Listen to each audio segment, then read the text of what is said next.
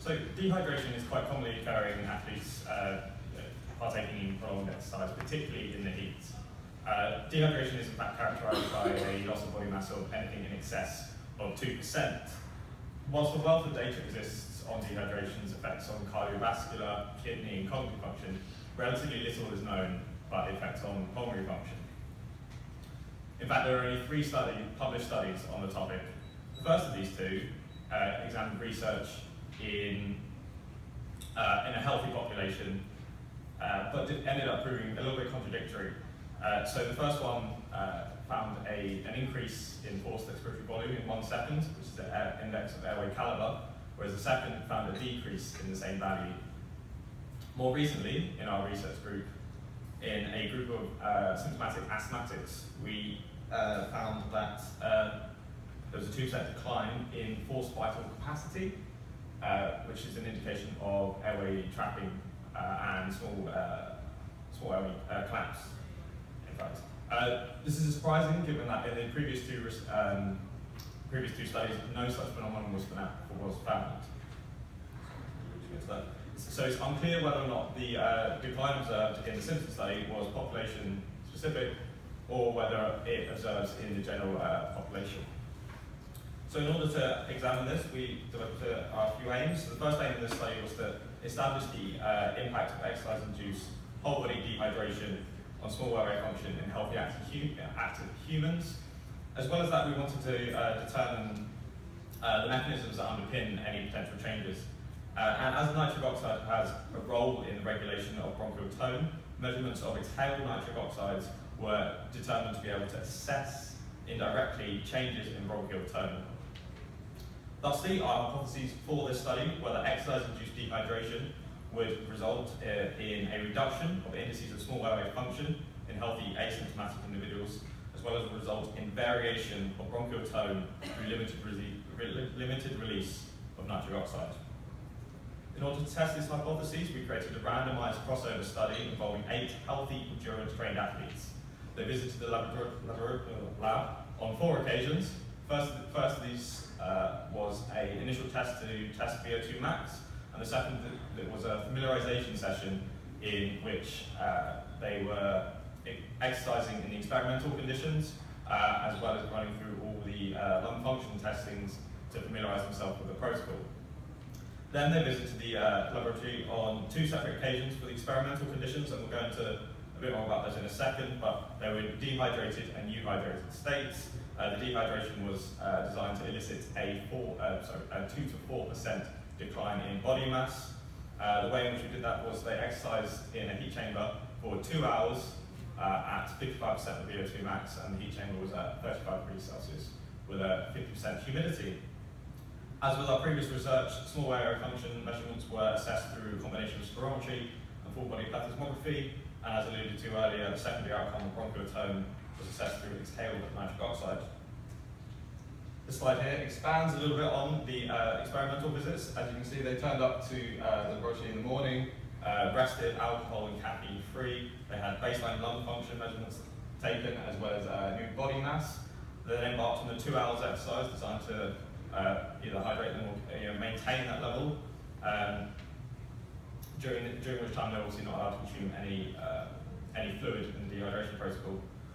After this, there were 2 hours of testing in which they partook in various levels of small airway function and bronchial tone testing in order to meet the outcomes. So, what did we find out? Well, first and foremost, did we dehydrate them? You'll see here that in the dehydration protocol, we saw a statistically significant decline of 3.8% drop in body mass. In the euhydration, we saw a smaller but still statistically significant decline of 1.1%. However, the dehydration was significantly greater loss of body mass than the euhydration trial. Onto the first measure of assessment, you'll see here that the dehydration, as with our previous work, did indeed induce a statistically significant and clinically relevant, the red line here highlighting the clinical relevance of a decline in FVC. In real terms, it was 211 millilitres, and 5 out of the 8 participants obtained 200 milliliter decline or greater. A similar story with the body plethysmography. As you'll see, euhydration caused no statistically different change in functional residual capacity.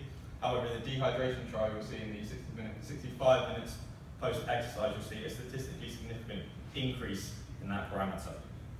It's much of the same in a residual volume. You'll see here that there was a time effect for residual volume in the study, but it was only in the dehydration protocol did that increase from baseline become statistically significant.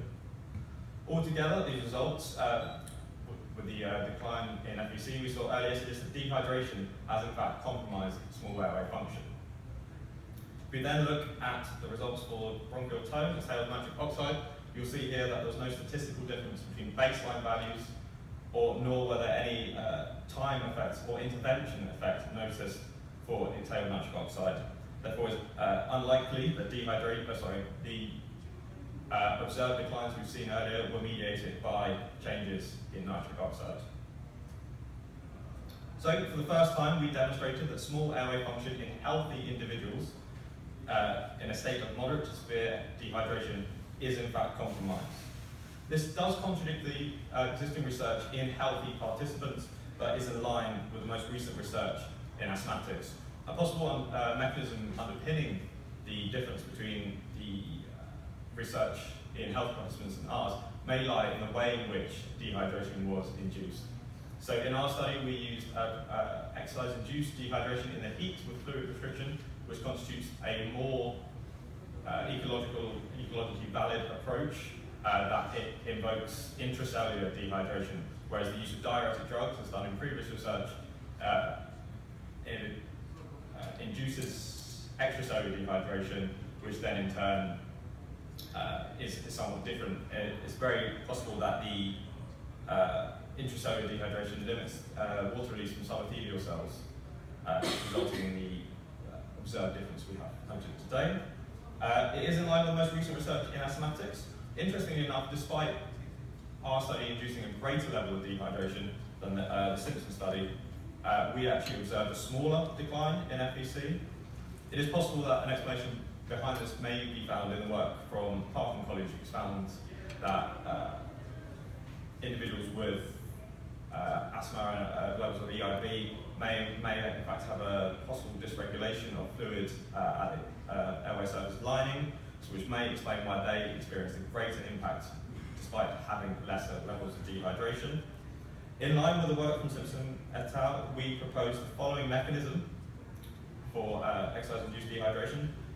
It changes the properties of airway surface lining, ultimately resulting in a decline in airway stability and in premature airway closing, which obviously manifests itself in the results we presented today. But to sum up, for the first time we demonstrated that moderate to severe exercise-induced whole-body dehydration impedes small airway function in a healthy, active human, although those changes are unlikely to be mediated by alterations in nitric oxide production within the airways.